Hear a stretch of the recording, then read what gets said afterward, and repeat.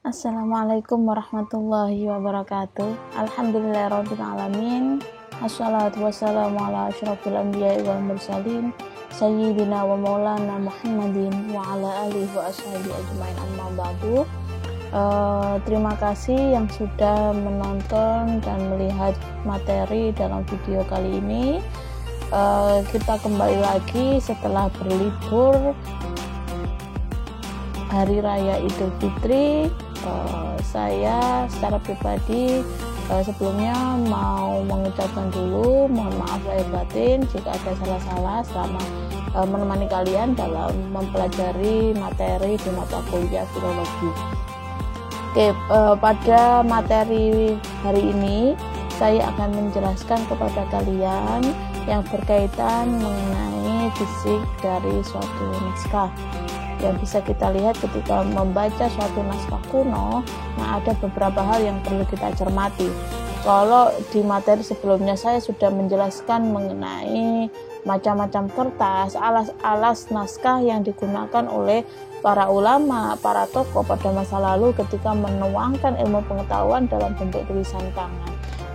Dan di video kali ini saya akan mengulas berkaitan tentang kolofon. Nah, apa itu yang dimaksud dengan kolofon dalam kajian manuskrip atau naskah kuno? Nah, silakan disimak penjelasan saya berikut ini. Oke, nah penjelasan mengenai materi tentang kolofon saya mengutip atau mengulas dari artikel yang ditulis oleh seorang tokoh atau pakar dalam kajian manuskrip ya. Pasti tidak asing dengan nama ini karena beliau merupakan tokoh yang memang fokus untuk mengkaji, meneliti naskah-naskah kuno, baik itu di Nusantara, Melayu, dan beberapa negara yang lainnya. Nah, beliau bernama Henry Chambers Lawyer. Nah, sebagaimana yang ada di slide itu, silahkan kalian jika ingin membaca mengenai artikel yang menjelaskan mengenai kolofon, saya anjurkan kalian untuk mendownload artikel ini, artikelnya Henry Chambers Lawyer yang berjudul Malay Colophons. Nah, yang diterbitkan oleh Jurnal Indonesian and the Malay World. Nah, itu bisa kalian download. Nanti juga insya Allah jika memungkinkan saya akan mengupload yang sudah berbentuk artikel PDF-nya di e-learning. Nah, atau jika kalian ingin mengetahui secara langsung bagaimana cara mendownload buku-buku dari luar, nah kalian bisa masuk ke websitenya ini di Ten Online. Nah di situ kalian tidak bisa langsung mendownloadnya, kalian harus mengcopy doi-nya. Di situ kalian bisa lihat di sini ada doi-nya, silakan di-copy lalu kalian masuk di Google, ketik Skyhub, nah sci.hub.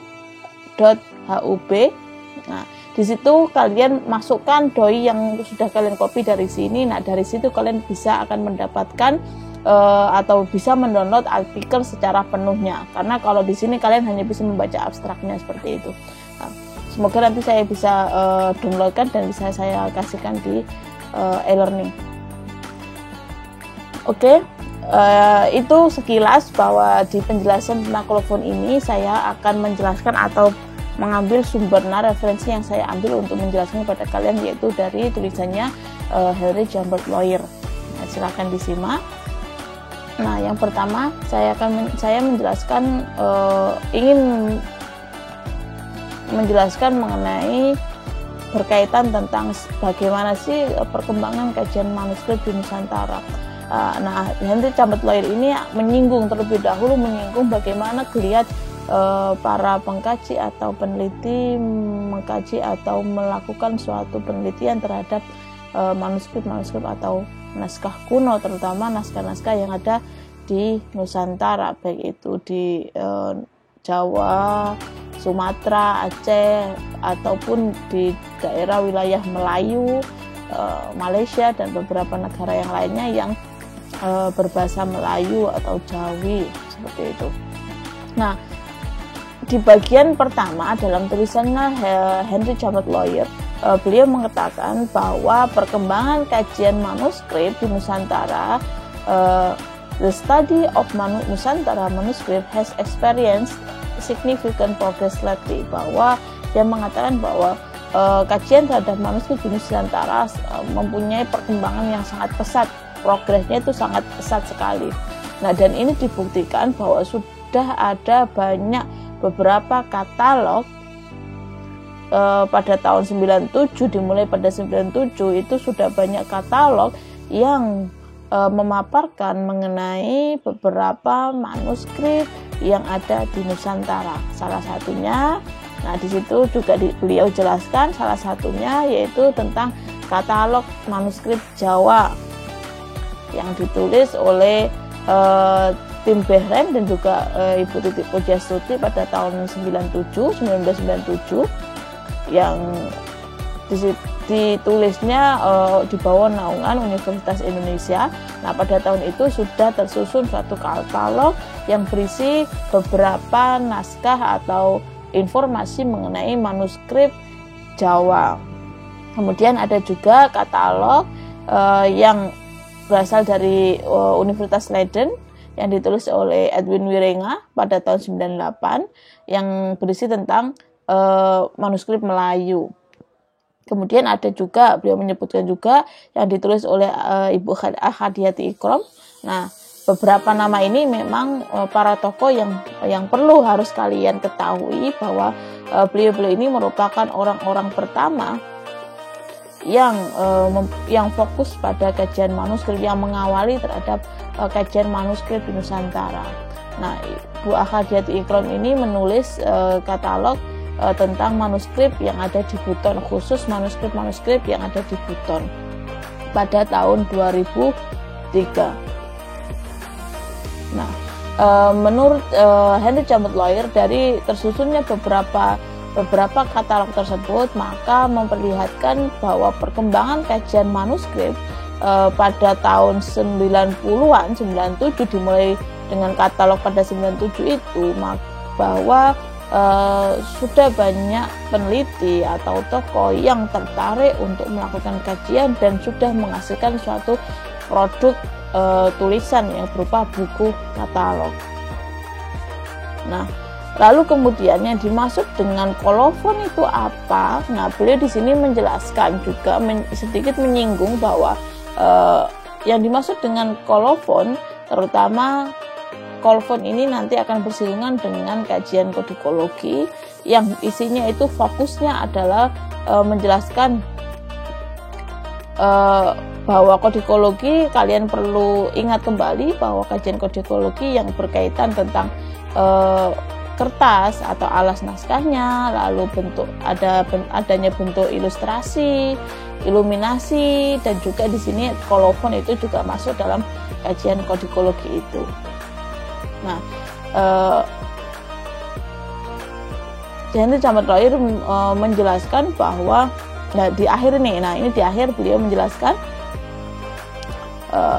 about one aspect of Malay manuscript which deserve namely their colophon. Nah, disebut dengan colophon itu juga merupakan kajian dalam ruang kodikologi. Nah, kemudian ada beberapa hal yang berkaitan tentang kolofon yang dijelaskan oleh Henry. Beliau mengawali kajian ini diawali dengan penelusuran beliau, observasi beliau mengenai beberapa manuskrip dari beberapa katalog yang sudah ada.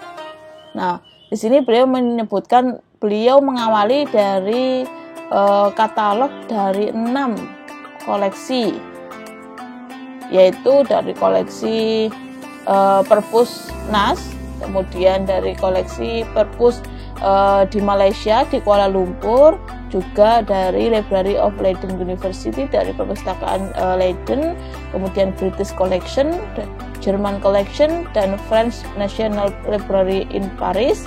Nah, dari beberapa katalog tersebut beliau mendapatkan informasi bahwa ada 1965 manuskrip yang tertuang dalam katalog itu, dan ada 798 kolofon di dalam manuskrip-manuskrip yang ada di beberapa koleksi perpustakaan tersebut. Nah, ini menunjukkan, ini yang mengawali Henry menyimpulkan bahwa kajian tentang kolofon ini sangat perlu juga untuk diulas lebih lanjut mengenai kolofon. Nah, itu awal mula kenapa tulisan Henry ini muncul ya, karena dari hasil penelaan beliau mengenai katalog-katalog yang berisi tentang manuskrip, bahwa tidak sedikit dalam manuskrip-manuskrip itu yang terdapat kolofonnya. Nah, itu awal mula latar belakangnya. Kemudian dari penjelasan sebelumnya tersebut, saya sering menyebut tentang kolofon dan materi ini yang berkaitan tentang kolofon. Nah, sebenarnya apa definisi dari kolofon itu? Nah, di sini saya akan jelaskan bahwa definisi dari kolofon, maaf, itu di kolom kedua saya sedikit ada tipu ya, maksudnya adalah kolofon. Nah, kolofon itu adalah final paragraph. Nah, maksudnya adalah suatu catatan di akhir penulisan naskah yang memuat suatu informasi. Nah, di akhir dari suatu tulisan di naskah kuno tersebut biasanya menjelaskan mengenai informasi dari identitas naskah tersebut, baik itu yang berkaitan tentang penanggalan, nama, judul dari kitab tersebut, manuskrip tersebut, lalu kemudian pengarangnya siapa. Nah, itu terkadang termuat dalam di final paragraph atau yang diistilahkan dalam kajian manuskrip yaitu dengan istilah kolofon.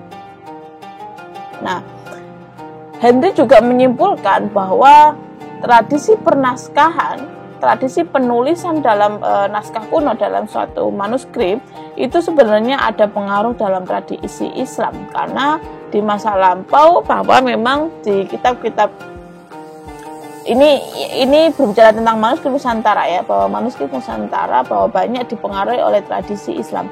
Penulisan-penulisan kolofon sebenarnya pada masa lampau, pada masa perkembangan Islam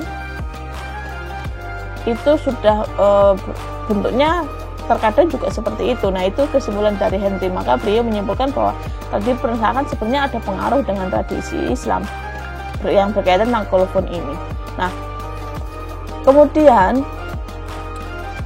di dalam tulisannya, nanti bisa kalian cek juga ya di dalam tulisannya beliau, di artikelnya langsung. Di sini saya tidak mencantumkan mengenai kutipan dari tulisan beliau, nanti bisa kalian cek sendiri, bahwa saya hanya menyimpulkan sedikit bahwa kolofon, beliau mengatakan bahwa kolofon itu tidak harus di akhir. Nah, kadang juga ada yang memuat naskah kuno, yang memuat informasi tentang identitas naskah itu disebutkan di depan. Nah, kalau di depan ada beberapa tokoh yang menyebutnya itu dengan istilah manggala seperti itu. Dan di sini saya juga mengutip dari penjelasannya Nida Fadlan bahwa memang kalau di depan itu ada yang menyebutnya dengan istilah manggala.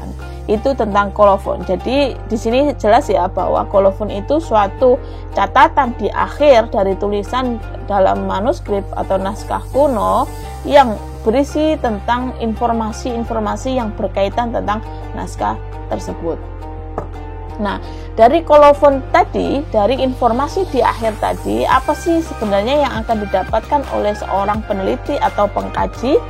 Nah, yang didapatkan ada beberapa hal. Yang pertama tentang kepengarangan, bahwa dari kolofon tersebut bisa jadi akan mendapatkan suatu pemahaman atau suatu informasi yang berkaitan tentang siapa dari penulisnya, siapa penyalin dari manuskrip tersebut, namanya siapa. Nah, itu akan mendapatkan, terkadang disebutkan dalam kolofon. Yang kedua, informasi yang didapatkan berikutnya yaitu tentang usia, karena tidak jarang manuskrip yang terdapat kolofonnya itu juga mencantumkan tanggal penyalinan atau tanggal penulisan dari naskah tersebut. Nah, dari situ peneliti atau pengkaji dapat memperkirakan berapa usia dari naskah itu. yang ketiga yaitu asal-usul. Nah, tadi berkaitan tentang pengarang kan, kepengarangan di sini juga terkadang di dalam kolofon juga memuat tentang asal-usulnya yang berkaitan tentang di mana tulisannya itu dibuat, di daerah mana. Kadang ada, karena saya juga pernah menemukan beberapa manuskrip yang di dalam kolofonnya disebutkan bahwa naskah tersebut adalah naskah dari suatu pondok pesantren. Nah, ada yang menyebut, ini saya pernah mendapatkan, yaitu menyebutkan bahwa naskah tersebut dari Lengkong. Nah, dari situ peneliti atau pengaji akan mendapatkan informasi tersebut dan mencoba untuk menelaahnya lebih lanjut. Sebenarnya daerah Lengkong itu di mana? Di mana saja ada daerah yang disebut dengan Lengkong pada masa sekarang atau pada beberapa masa sebelumnya, pada abad 19, 18 atau abad 20, ada nggak daerah yang disebut dengan Lengkong? Nah, itu diperkirakan disitulah asal-usul naskah tersebut muncul atau dibuat.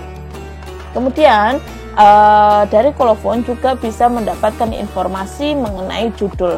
Ada beberapa naskah yang mencantumkan judul, kayak buku-buku sekarang kan judul ada di sampul. Nah, dalam manuskrip jangan kalian mengharap ada judul di dalam sampul dari naskah kuno, karena model tradisi pada masa lampau penyebutan judul itu tidak seperti cetakan-cetakan di buku sekarang saat ini, yaitu judul biasanya akan didapatkan salah satunya dari kolofon tersebut.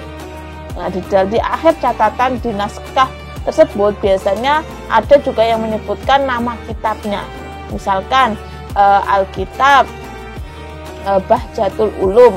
Nah, kitab Bahjatul Ulum namanya judulnya. Nah, di situ kalian bisa mendapatkan informasi. Sebelum kalian mengkaji isinya, kalian sudah mendapatkan informasi bahwa kitab ini berjudul tentang kitab Bahjatul Ulum, dan bisa mengorek atau menganalisis lebih lanjut kitab Bahjatul Ulum itu tentang apa. Nah, baru kalian bisa akan mengulas, mengisi atau menganalisis isinya dari kitab tersebut yang diberi judul oleh penyalin atau pengarangnya, yaitu kitab Bahjatul Ulum. Nah, ternyata dalam penelusuran kitab Bahjatul Ulum merupakan kitab tentang tauhid. Nah, atau juga kitab ada kitab hadis arba'in. Nah, atau juga menyebut ada kitab Ihya Ulumuddin. Ada juga seperti itu. Ada juga yang menyebut kitab tafsir, misalkan ada kitab tafsirul Quran, ada. Nah, dan ini bisa kalian dapatkan informasi itu dari kolofon tersebut. Tapi tidak semua informasi mengenai pengarang, usia, asal-usul judul pasti ada dalam kolofon, tidak selalu. Kadang ada yang hanya mendapatkan informasi dari kolofon itu pengarangnya saja, karena di kolofon hanya menyebutkan tentang siapa penulisnya. Ada juga yang hanya mendapatkan tentang informasi penulisan, tanggal penulisan dari naskah itu, bermacam-macam. Nah, tapi ini sedikit membantu peneliti atau pengkaji untuk mendapatkan informasi yang berkaitan dengan naskah tersebut. Oke, itu mengenai kolofon. Yang kemudian yang berikutnya yaitu fungsi ya. Sebenarnya fungsi kolofon itu untuk apa dalam suatu kajian? Nah, kegunaan dari kolofon ini saya simpulkan dari tulisannya Henry di artikel Malay kolofon tadi, bahwa ada dua hal yang perlu diketahui mengenai fungsi kajian terhadap kolofon. Yang pertama, akan mendapatkan informasi tentang penulisan teks. Nah, di situ ini saya ambil kutipannya dari tulisan beliau ya. Nanti secara detailnya bisa kalian baca dalam artikel itu untuk menambah informasi pemahaman kalian mengenai tentang kolofon dalam tulisannya Henry. Nah, beliau menyebutkan the first use of colophones is to convey information about the text copied, name of author, date, and place of composition. Nah, kalian bisa mendapatkan informasi tentang nama penyalin atau penulisnya, lalu date, tanggal penanggalan seperti itu, dan juga tempatnya. Nah, itu kegunaan fungsi pertama kolofon, kajian terhadap kolofon, mendapatkan informasi tentang penulisan teks. Yang kedua, akan mendapatkan pemahaman mengenai sejarah penyalinan. The second use of colophones is to convey information about copying. And this is what will be discussed below because while data about text belongs to the study of literary history, data about copies concern codicology. Nah, di sini beliau lebih menekankan bahwa akan mendapatkan tentang sejarah penyalinan dari berbagai informasi dalam kolofon, dari pengarang ke pengarangan, asal-usul, kemudian usia. Dari situ, menurut Henry, ini dalam kajian ini mendapatkan informasi tersebut itu yang nantinya masuk dalam kajian yang disebut yang konsen fokusnya yaitu dalam kajian kodikologi tentang sejarah penyalinan dari suatu naskah atau manuskrip. Nah, ini saya cantumkan beberapa contoh kolofon ya. Nanti bisa juga kalian ketika menemukan atau melihat suatu naskah kuno secara fisik maupun di berbagai kanal website yang yang mengupload suatu naskah kuno atau manuskrip, baik itu di website Lektur Kemenak atau di websitenya Dreamsea atau di websitenya British Library atau juga bisa di EAP yang pernah saya contohkan, gimana melihat naskah-naskah kuno di beberapa website, meskipun nanti saya akan jelaskan mengenai akses mendapatkan naskah-naskah kuno dari website-website tertentu akan saya jelaskan di beberapa pertemuan ke depan, tapi saya beberapa website sudah pernah saya jelaskan gimana cara melihat naskah kuno di beberapa website tersebut. Nah, di sini saya mencantumkan beberapa contoh dari kolofon. Yang dimaksud dengan kolofon itu apa? Karena biasanya akan lebih bisa memahami ketika dicantumkan atau secara bentuknya seperti apa, secara konkretnya, contoh langsungnya. Nah, ini contohnya. Bentuk kolofon yang bisa kalian dapatkan, yang bisa menjadi gambaran kalian ketika melihat suatu naskah. Coba langsung ke arah bagian belakang. Ada nggak kolofon yang memberikan informasi mengenai penyalinan maupun penulisan dari teks tersebut. Nah, di sini dijelaskan bahwa di situ kalian bisa baca ya. Saya akan baca sekilas. Di situ ada kata-kata tamat Alkitab. Hilang ya, itu hilang. Tidak bisa kebaca apa itu yang karena sudah buram karena kondisi dari kertasnya. Nah, tapi di sini didapatkan informasi bahwa kitab tamat Alkitab, kitab hadis arba'in. Nah, berarti judul, kita dapat informasi dalam kolofon ini bahwa judul manuskrip ini yaitu tentang hadis arba'in. Dan kita mendapatkan mengenai asal-usul penulisannya fi syahri Dzulhijjah fi yaumil isnain. Nah, ternyata penulisan atau penyalinan naskah ini terjadi pada bulan Dzulhijjah bertepatan pada hari Senin. Nah, itu informasi yang kita dapatkan dalam kolofon manuskrip ini, yaitu mengenai judul dan juga tentang penulisan, penanggalan penulisannya. Nah, itu contoh kolofon yang pertama. Contoh kolofon yang kedua, ini. Nah, kitab Samratul Matlub. Ini, apa itu? Al-Fakir, Al-Hakir, Ilallahi Ta'ala Khalid Ibnul Marhum Raja Hasan Al-Haji fi sana 1314 bulan Dzulhijjah 28 hari Sabtu. Nah, ternyata di dalam kolofon di naskah ini dari beberapa kata yang bisa terbaca mendapatkan informasi bahwa judul dari kitab ini yaitu Samratul Matlub yang ditulis oleh Al-Fakir Al-Hakir Khalid Ibnu Al-Marhum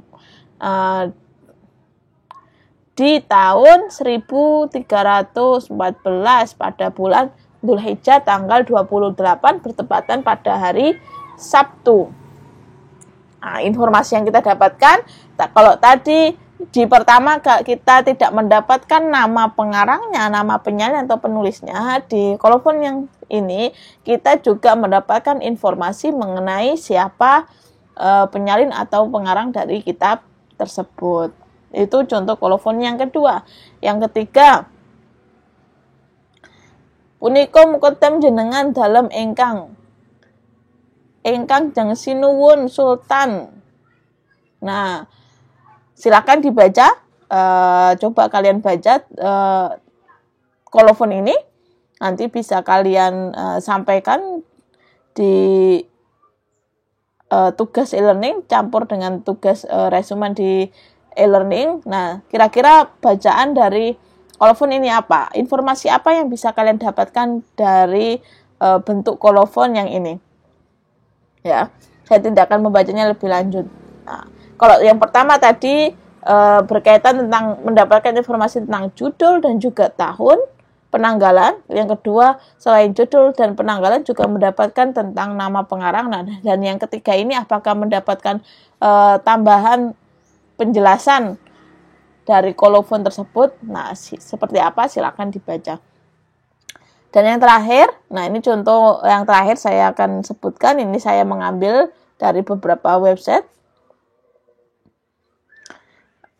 Di situ menjelaskan ada bentuk kolofon yang berbeda dengan beberapa kolofon yang sudah saya cantumkan sebelumnya ya. Kalau di sini bentuk kolofonnya itu seperti kayak stempel itu kan, bulat, lalu di tengah. Nah, di tengah dijelaskan mengenai informasi mengenai kitab atau naskah tersebut. Nah, bacaannya sudah tercantum di situ. Kitab Bustanul Katibin Lisibyan Al-Muta'allimin.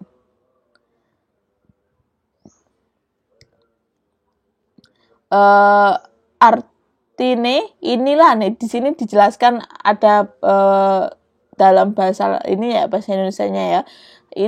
Artine inilah kitab Bustanul Katibin, yakni tentang perkebunan, juru tulis bagi kanak-kanak yang hendak menuntut belajar akan dia di dalamnya ini 1 muqaddimah Alkitab dan 31 fasol dan 1 khotimah Alkitab. Nah, di dalam kolofon yang terakhir ini kita bisa mendapatkan informasi mengenai judul kitabnya, lalu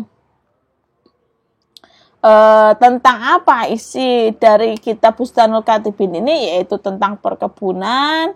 Kemudian isinya, sedikit informasi mengenai isinya, yaitu ada muqaddimahnya, lalu kemudian dijelaskan mengenai ada 31 pasal dan 1 penutup yang akan dipaparkan oleh naskah tersebut. Nah, berbeda-beda ya. Nah, disinilah informasi yang bisa kalian dapatkan dalam kolofon, dan menurut Henry inilah pentingnya kajian terhadap kolofon ketika mengkaji suatu naskah kuno atau manuskrip. Informasi-informasi itu bisa juga kita dapatkan langsung dari naskah tersebut, salah satunya melalui pembacaan terhadap kolofon itu.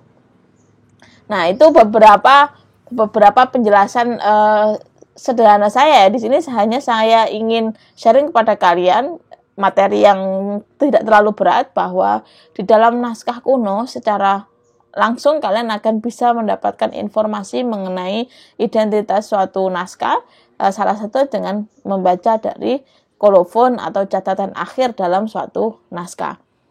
Oke. Yang terakhir, nah saya ingin kalian mencoba mempraktekkan secara langsung untuk membaca kolofon-kolofon itu. Tadi sudah saya contohkan beberapa naskah yang terdapat kolofonnya. Nah, silakan kalian cari manuskrip apapun, entah itu tafsir, entah itu tauhid, tasawuf, entah itu yang berkaitan tentang sastra, tentang ilmu alat, nahwu, shorof, atau tentang hadis. Nah, coba cari naskah yang terdapat kolofonnya dan informasi apa yang kalian dapatkan dari kolofon tersebut. Nah, ini salah satu yang saya rekomendasikan untuk tugas kali ini, coba kalian fokus saja buka di website lektur kemenak.go.id sebagaimana yang ada di slide itu.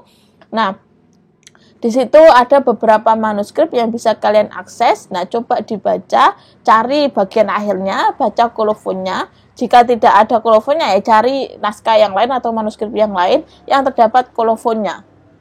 Nah, saya ingin kalian praktek secara langsung untuk membaca kolofon itu dari manuskrip yang berbentuk PDF digitalnya.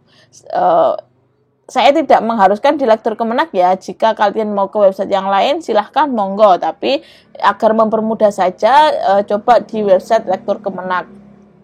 Seperti itu, oke? Itu penjelasan saya mengenai kolofon. Semoga memberikan manfaat dan memberikan pencerahan kepada kalian ketika membaca atau mendapatkan suatu manuskrip, apa yang perlu kalian lakukan terhadap manuskrip itu. Oke, ketemu lagi nanti di pertemuan selanjutnya berkaitan tentang fisik dari naskahnya, masih tentang yang berkaitan tentang ilmu kodikologi. Semoga memberikan manfaat. Terima kasih. Wassalamualaikum warahmatullahi wabarakatuh.